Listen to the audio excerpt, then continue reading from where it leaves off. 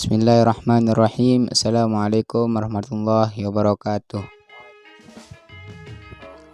Sini kembali lagi bersama saya Raden Ahbuluk. Lama coy.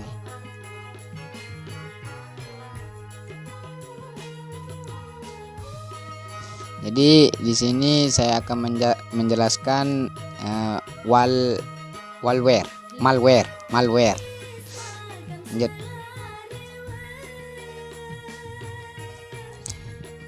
Sini saya akan menjelaskan pengertian malware, cara kerja malware, mengatasi malware, dan jenis-jenis malware. Kita lanjut. Apa itu malware? Apakah itu jenis bansos? Simak selanjutnya.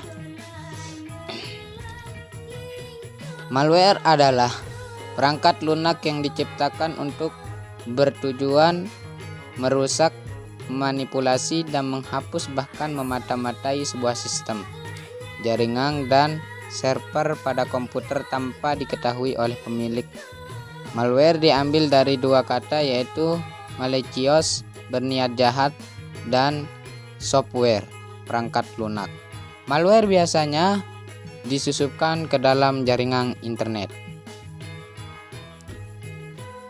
Lanjut ke cara kerja malware. Yang pertama, plugin. Plugin adalah tool untuk menambahkan fitur pada aplikasi, program, atau website. Namun, perlu diwaspadai saat menggunakan plugin, apalagi menggunakan plugin bajakan. Bisa jadi plugin tersebut sudah disusupi kode program atau malware yang dapat merusak situs web yang dimiliki. Yang cara kerja malware yang kedua yaitu tema. Selain melalui plugin, tema juga merupakan pilihan untuk menyusupi malware. Tawaran tema yang menarik dan gratis menjadikan banyak orang yang berhati-hati dalam memilih tema, sehingga ketika mereka menggunakannya, ada kemungkinan di dalam tema tersebut terdapat malware. Cara kerja malware yang ketiga yaitu perangkat desktop. Saat menggunakan perangkat desktop dan ingin menginstal software, Anda perlu berhati-hati dalam mengeksekusi kode programnya. Bisa jadi aplikasi yang Anda unduh merupakan aplikasi yang sudah disusupi malware di dalamnya, dan ketika dieksekusi maka otomatis malware akan menyebar di dalam sistem. Kita lanjut ke yang ketiga. Bagaimana mengatasi malware? Adapun cara mengatasi malware, yang pertama pastikan sudah punya data backup. Yang kedua, putuskan koneksi internet. Yang ketiga, jalankan mode save. Yang keempat, hapus temporary files (file sementara). Yang kelima, scan perangkat menggunakan anti malware.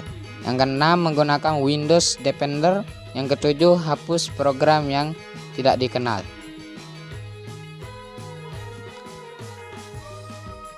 Kita lanjut ke yang keempat, jenis-jenis malware. Yang pertama, virus. Yang kedua, trojan. Yang ketiga, adware. Yang keempat, worm. Yang kelima, ransomware. Sebut. Yang pertama, virus. Virus merupakan salah satu jenis malware yang bisa menempel pada file atau dokumen di perangkat komputer. Jenis malware yang kedua, trojan. Trojan merupakan malware yang biasanya melakukan penyamaran pada aplikasi atau software.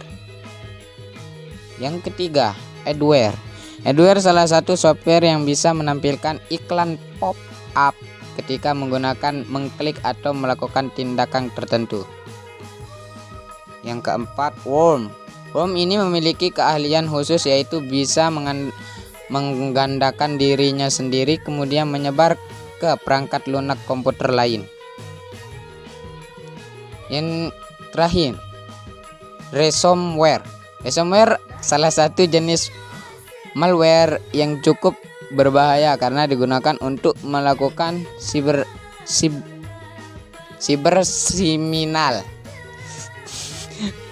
Biasanya hackers akan meminta tebusan setelah meretas dan mencuri data pengguna menggunakan ransomware.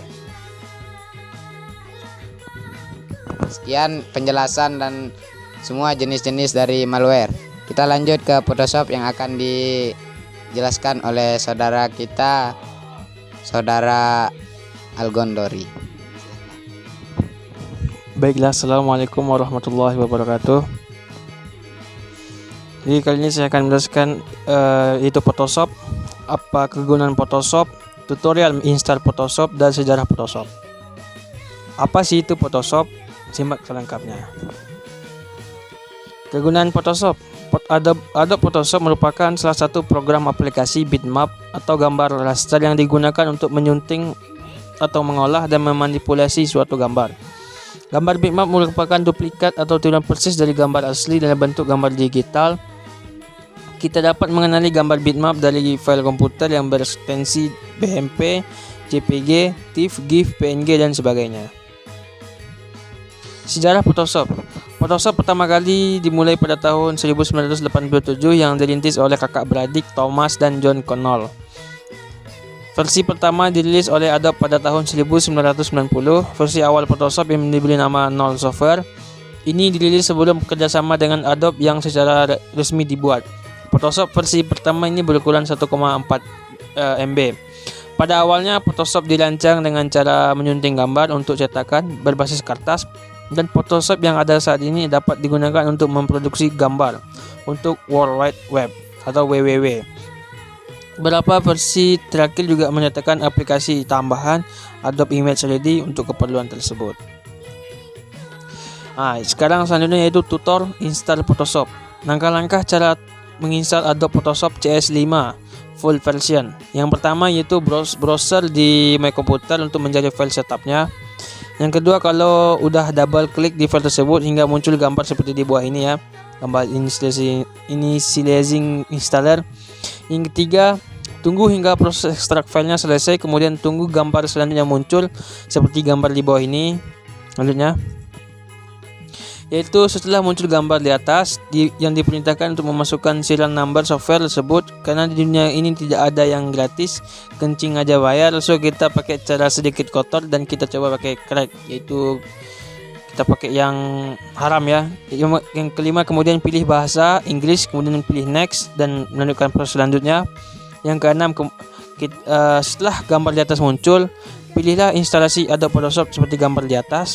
Yang ketujuh, centang Adobe Photoshop persis di bawah tulisan install option. Yang kedelapan, tentukan lokasi di mana Anda akan menyimpan file hasil instalasi. Yang selanjutnya, klik install untuk proses selanjutnya. Yang 10, setelah muncul gambar di atas, proses instalasi ditunggu aja sampai gambar selanjutnya.